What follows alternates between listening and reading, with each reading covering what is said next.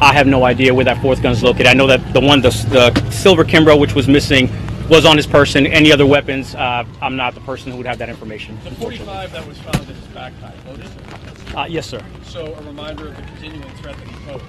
Yes, sir. How much time passed from the call that came out from the community member of the construction site to when he was actually there?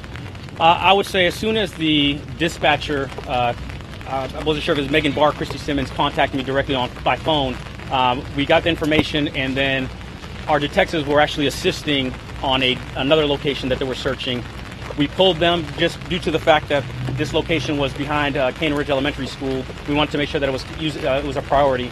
We pulled some of those detectives. Three of our sergeants and all of our units went to that location, and at that point, I would say probably about 10 minutes tops between the time that we received it and the time that the guys were dispatched out there. Ariel Russia from ABC News. Can we speak to the FBI?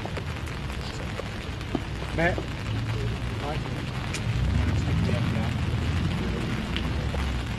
Yes, ma'am. Sir, how concerned are you that Travis Reinking was able to slip through the cracks? Are you staying from the time yesterday of the shooting until now, or? How concerned are you that Travis Reinking has a past mental health history, and he also has had many run-ins with law enforcement, including the Secret Service? The FBI is aware of him. How concerned are you that he slipped through the cracks? Okay, I can tell you from our perspective, after the incident at the White House and the assessment that happened in the Springfield office, that every federal resource was brought to bear, and that we were able to effectively neutralize what we felt was the threat at the time by ensuring that he did not have the ability to purchase or own weapons, and that those weapons were taken. How was he able to get that gun back? That I would have to refer you to the Illinois State Police or the Sheriff's Office there in Illinois. Are you looking into any connection he might have had with sovereign citizens? We are investigating all of the possibilities to any groups, but right now we have no information to provide on that. Should his father have given him back those weapons? I can't make that assessment. Obviously, it's a very tragic thing.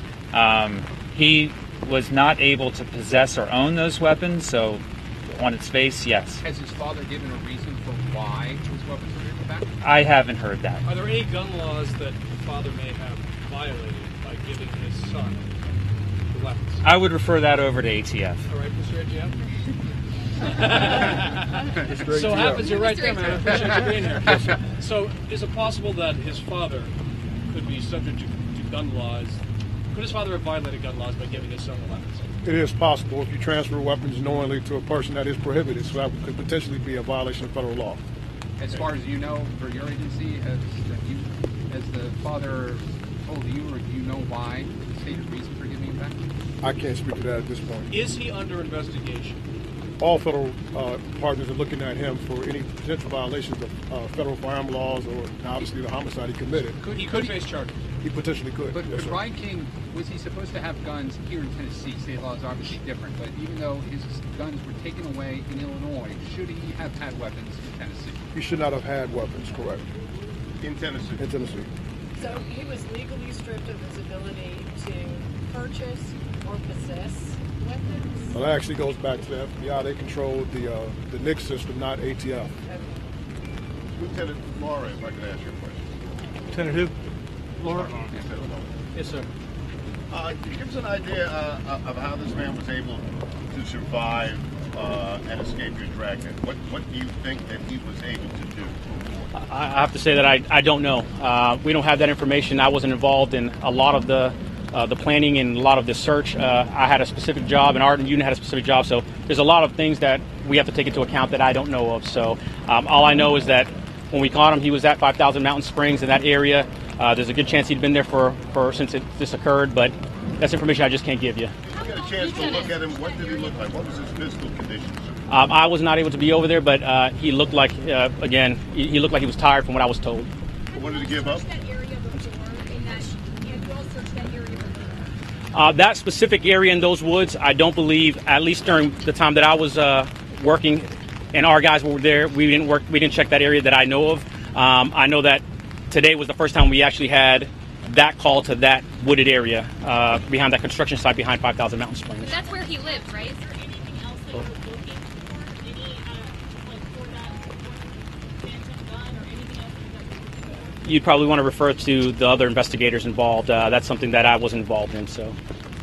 You said that you didn't necessarily canvass the area where he was apprehended, but that is the area right behind his apartment complex. That gives some concern to the residents there.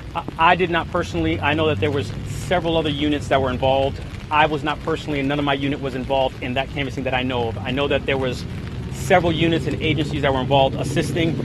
Absolutely. I know that at one point we were hearing that just about every apartment complex out here was doors were being knocked on and areas were being searched. But I know that, again, that area, when this tip came in, as soon as they came in, we responded to make sure that we were able to verify if the tip was accurate or not. Are you confident that he was acting alone? I don't have that information. Again, that's somebody you're going to have to refer to somebody else. Did he flee? Did he run from them, Lieutenant? When they came upon him there in the woods, how far back was he? Did he try running? Did they have to chase him? From what I was told from the detectives that apprehended him, he did not try to run. As soon as the detective saw him, he pulled out his weapon and told him to get on the ground. And immediately, from what I understand, he got on the ground, proned out. Other detectives went, helped cuff him, search him. They found in his back pocket his ID, and then they cut off his backpack and found the weapon in there. Can we speak to the gentleman from the FBI?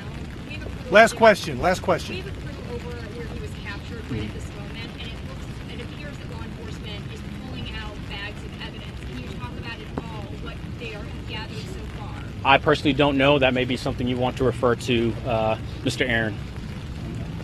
Yeah, we'll talk about that when the article searches are done in the woods. Let me say that this area, as you all know, was the subject of extensive searching yesterday. That's where the last sighting was, around 8:30 Sunday morning. There were police dogs, there were officers. That area was widely searched on yesterday.